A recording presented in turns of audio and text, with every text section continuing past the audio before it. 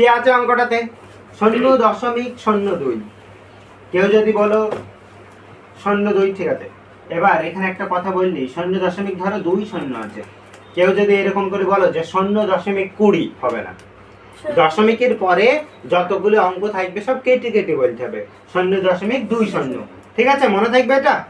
মনে থাকবে তো? কি বললাম, ধরো 0.99 আছে, এই যে আমি 99 বললাম, ভুল বললাম, বলতে হবে 0.99। মনে থাকবে?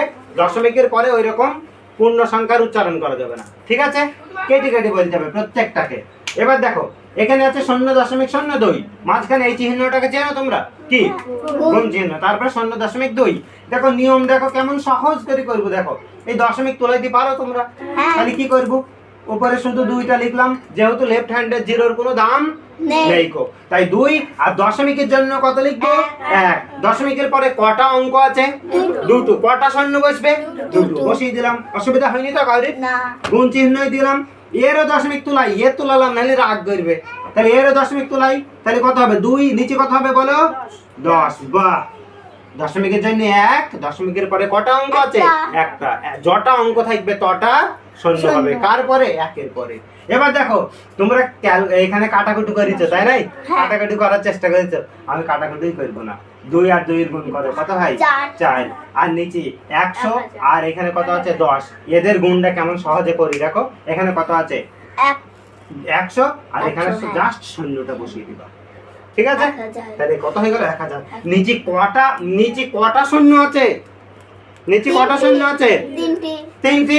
আচ্ছা ভালো করে দেখো, এখানে কত লিখবো? 4। এবার নিচে কটা শূন্য আছে? 3টি। যটা শূন্য থাকবে ডান দিক থেকে তটা অঙ্কের পরে দশমিকটা বসবে, কিন্তু এখানে তো একটা অঙ্ক আছে, তাই নাই? এখানে কটা অঙ্ক আছে? একটা। তাহলে এই 4টাকে আমি এমন লিখতে পারি? 4টাকে এমন লিখতে পারি? দেখো 4-4ই আছে, লিখতে পারি তো। দেখো বাঁ দিকে শূন্যের কোনো দাম আছে না, বাঁ দিকে শূন্যের কোনো দাম নেই, মানে এই 4ও যা, এই 4ও তাই, ঠিক নাই? তাহলে এখানে কয়টা অঙ্ক হয়ে গেল? 3টি অঙ্ক। নিচে এখানে কটা শূন্য আছে? 3টি। তাহলে দশমিকটা কখন হবে বলো তো? 3টি অঙ্ক যাও, 1 2 3 এখানটাতে হবে, বুঝলি? বুঝতে পেরেছ? মাঝে মাঝে কাটাকুটি না করে অঙ্ক সহজ করে করা যায়। তুমি এর সঙ্গে কাটাকুটি করতে তাও সহজ হয়ে, বুঝলি? কিন্তু এইভাবে কত সহজ হয়ে গেল, বুঝলি?